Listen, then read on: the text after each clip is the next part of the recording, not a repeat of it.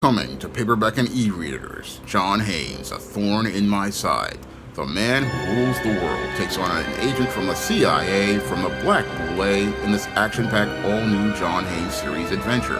Pre-order your copy of John Haynes' A Thorn in My Side at Amazon.com and other online booksellers.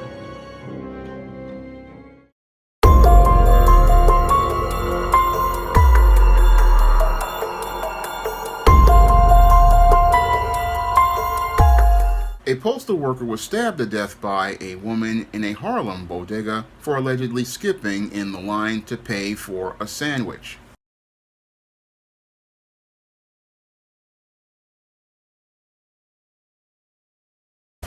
The violence erupting yesterday, according to a deli worker here inside, this was simply over whose turn it was to pay next. Essentially, somebody cutting another person in line, and now an entire neighborhood is in mourning over the loss of their postal worker.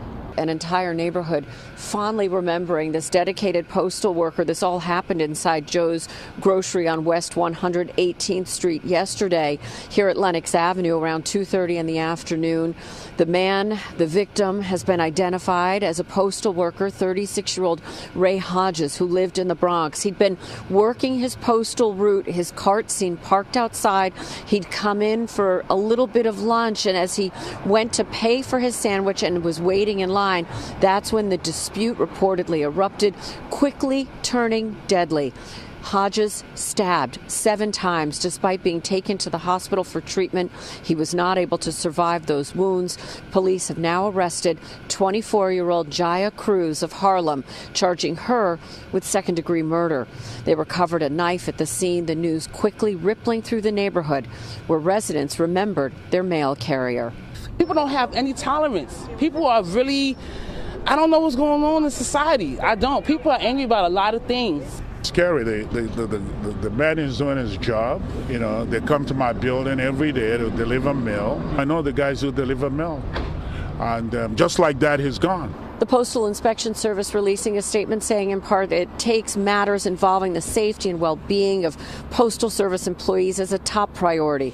We're working diligently with the New York City Police Department on this investigation.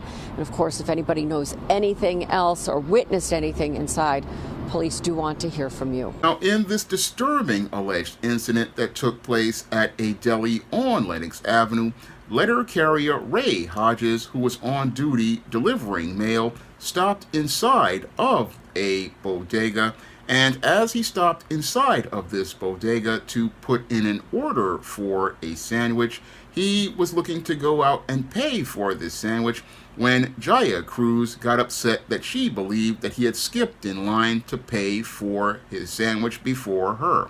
And as she saw that that Ray Hodges was looking to possibly look to jump in line to pay for his sandwich before her, this is where Jaya Cruz allegedly got so upset to the point where she got incensed to the point where she took out a knife and stabbed the letter carrier and stabbed the carrier multiple times, leaving his blood all over the glass door and all over the floors to the point where it made an extremely disturbing crime scene.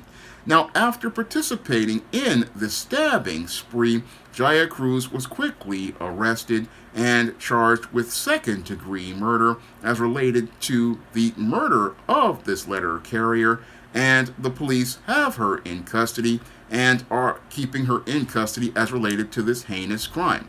Now, the NYPD see the behavior of Jaya Cruz as related to this alleged incident to be an isolated incident of crime in New York City. But when I take a critical examination of the disturbing behavior that Jaya Cruz allegedly participated in, it definitely fits the pattern and profile of children of the corn that I talk about in depth in my book, The Woman Crisis. And it's clear to me that Jaya Cruz possibly is one of these children of the corn who basically grew up with no sort of being taught about social skills or being taught about basic humanity, and because she wasn't taught any of these basic life skills, what she did was go out here and go act on her impulses to do harm to this letter carrier, do harm to this letter carrier for doing something as simple as looking to go out and pay for a sandwich in a bodega. Now, I have been living here in New York City for over 51 years, and as someone who's lived in New York for such a long time, I've been to lots of bodegas, and when you go to the bodega, as I know, usually there isn't a line per se as related to paying for a sandwich. Usually what happens is that the deli workers go out here, they make your sandwich, they put it on the counter, and after they put your sandwich on the counter, they let you know your order is up. Then you step up to the counter, and after you step up to the counter with your money, usually the guy who's working the counter will take your money, and you usually just go get your sandwich and you keep it pushing. That's always the way it's been in most of the bodegas that I used to go to when I was living on Grant Avenue. There was a bodega I used to go to on Sheridan Avenue where I would go get my family members coffee, and there was another one on the Grand Concourse, the Pampa. I would go there sometimes, and usually, again, the policy was, you had your stuff on the counter, and if the clerk saw you, you basically put your money down, he took your money, and then everybody kept it pushing.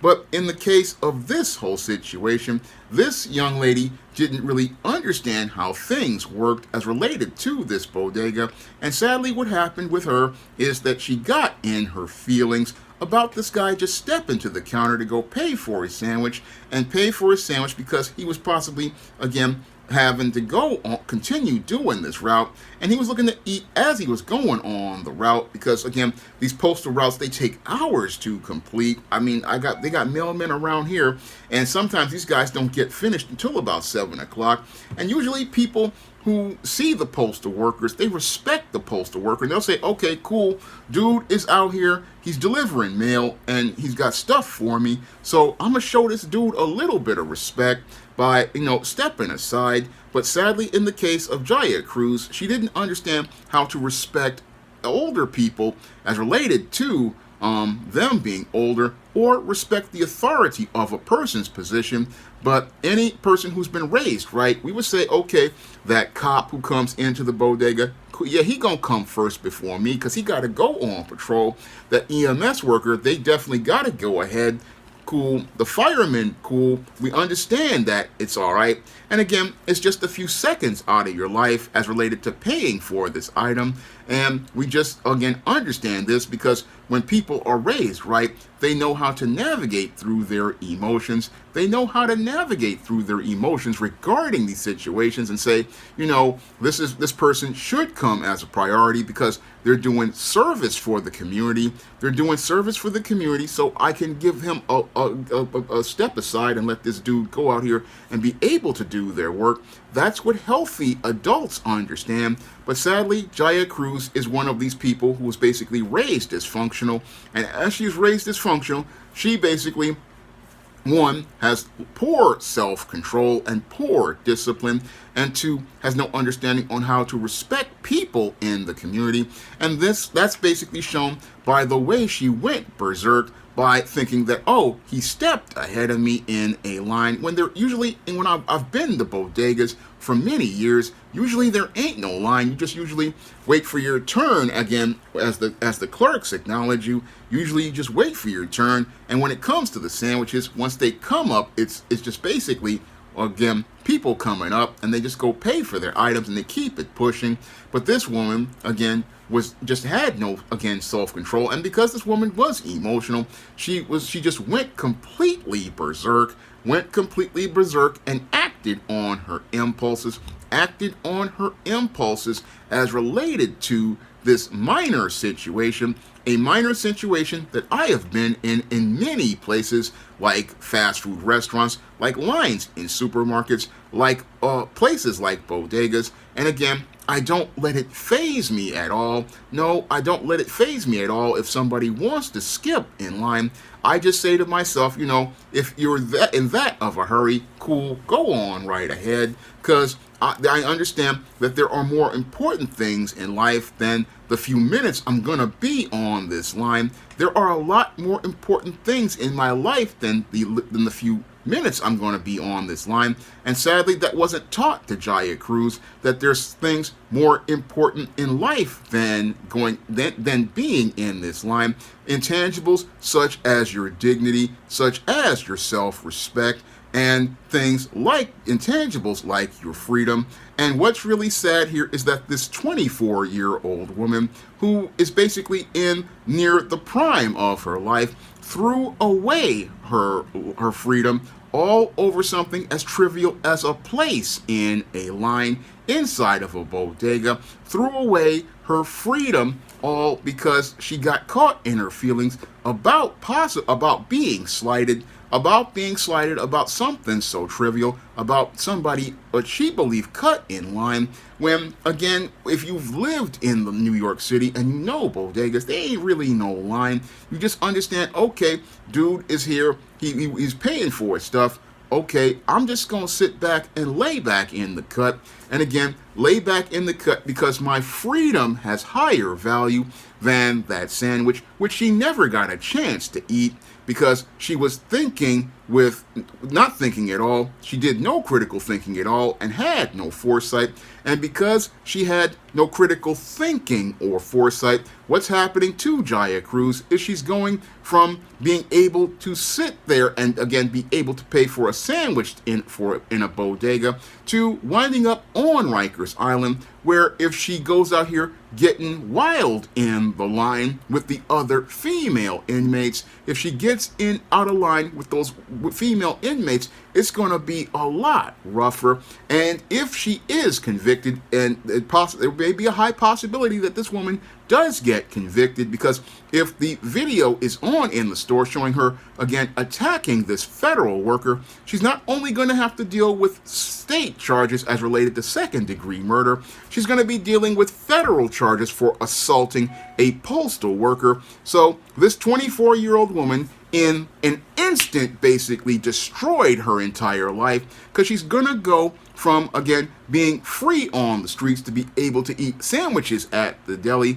to winding up eating slop at the Rikers Island, and then possibly being transferred to either the county, to the state prison system here in New York, or the federal prison system. And in that prison system, she's basically, again, going to be waiting in line with Betty, Martha, and Big Lou. And they basically aren't going to put up with her mess, as she calls herself trying to be tough with them. No, she's going to wind up getting slapped down by those individuals, and basically in that penitentiary, again, in this penitentiary where this young lady will be for the rest of her life, going from being free on the streets to winding up in the prison system, whether it be state or federal, working for 10 cents to $1 an hour, working for 10 cents to $1 an hour, and basically ruining the day she got into it with this mailman over a place in line,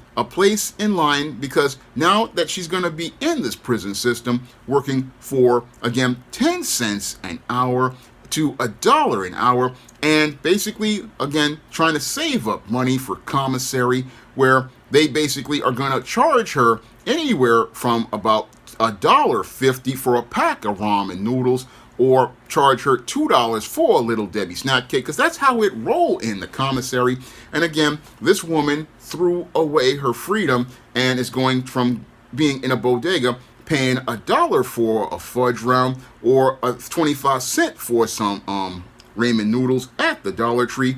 That's what happened to this young lady as related to her freedom, all because she didn't have the discipline or self-control or the understanding of how to navigate through her emotions, didn't have the understanding of how to navigate through her emotions to understand that, yeah, you might feel a little bit slighted as related to this guy going to go pay for his order, but when it comes down to the end to your life, again, your overall life, this is just a moment in time. Okay, dude got ahead of you and was looking to go pay for his sandwich. That's not nothing to get upset about. Again, I have lived in this city for 51 years, and I've been here again, and I don't get upset. I mean, a couple of weeks ago, dudes were in a deli that's just not far from my house. And again, guy went up here and got ahead and paid for his stuff. And I didn't take any offense to it. I was like, okay, cool. His order is up. He's looking to get in and get out. And I'm just going to keep and understand that, okay, it's just a couple of seconds. And I got my bagel, kept it pushing, because I understood, again, from the days of being a teenager growing up in the 80s, again, I understood that there are more important things than getting upset about this minor trivial matter. No, I just want to get my food, get out, and maintain that intangible of my freedom, because my freedom has a higher value than whatever feeling I have about somebody cutting in line. Yeah, they want to cut in line. Yep, some people, even if you're in a long line in a supermarket and people want to suck teeth and get upset, nah, I'm not going to go out here and jeopardize my freedom getting into it with people over something that's only going to last maybe 5-6 minutes at best when you're in a store. No, this purchase, again, is not worth me losing my freedom. And I know I keep repeating about freedom because I want people to understand the importance of freedom. Freedom is something that many of these young people out here take for granted. These children of the corn take their freedom for granted, because I just recently did a video talking about a dude who went out here, hopped on the turnstile of the 18th Street station, just walked up to a guy who was looking at his cell phone, shoved him in front of a train, and threw away his freedom over something minor and trivial. And it's even sadder that I listened to this story. Again, here was a mailman, again, just doing his job. Again, most other people would have respected that man, respected that man's position as a letter carrier, delivering the mail that was important to everyone. People would have respected that man. But sadly, what's happening with many of these children is that they don't understand to respect the people in their community, and that is due to the dysfunctional way they are raised in these dysfunctional environments, like these single mother households and these homes with these dysfunctional individuals. What's happening to people is that we're not teaching our children about the intangible of respect. We're not teaching them about the intangible of treating another person the way we want to be treated, and to go out here and respect the authority of older people. I mean, when it comes to people like police officers, letter carriers, EMS workers, firemen, I will step aside, because I understand that the job that these people do is essential to our lives and essential to since it's essential to everyone, I will give them that space. And again, basic respect. And then sadly, a lot of kids are not being taught this basic element, not being taught this basic life skill as related to people, all because we have children basically being raised by their peers because there's no parents here. And this whole incident basically shows me how much worse the man and the woman crisis are getting in this country, because again, it's another case of a person who is very young, participating in impulsive behavior, impulsive and violent behavior, because the recent video I did about the guy pushing the guy on the tracks, that guy was 23. This girl is 24. And again, their lives are basically gone at this point. They're gone at this point because in this case of this girl, if they don't put her in prison for the rest of her life for this heinous attempted murder in the state, she's going to prison for an extended period of time as related to the federal charges of, again, assaulting a member of the U.S. Postal Service. And again, this girl could have avoided all of this, if she had learned how to have discipline and self-control and work through her emotions. Again, when it comes to New York City, I've been at these bodegas and delis for over 40 years, and there's a protocol to these stores. Again, when an order is up and the clerk sees you, usually you just pay for your order and keep it pushing. You don't get personal over stuff like this. You don't even get upset about this. You just say, okay, dude is paying for his stuff. I'm going to wait to pay for mine. I mean, the same protocol is in Chinese restaurants. I mean, in a Chinese restaurant, there's basically the same type of protocol. They tell you your order is up. Sometimes they tell two people that their orders are up. And you don't get upset because, again, at the end of the day, you want to be able to keep your freedom, to be able to continue eating food in your house. You want to be able to keep eating food in your apartment rather than eating slop at the penitentiary, where they got mystery meat. They got all sorts of stuff, and it's just plain nasty. And you got to basically scavenge to go get you $2-3 in order to be able to pay for some commissary, like Little Debbie snack cakes and ramen noodles and Crystal Light lemonade. I mean, Crystal Light come in a box for like $3.99, but they charge you $1 for a single glass, a single tube that makes one glass, and that's what you got to pay inside of the penitentiary. And that's basically really sad, because that's what happens when you wind up costing yourself your freedom. You wind up costing yourself your freedom when you, again, don't really think about your actions, like this young woman.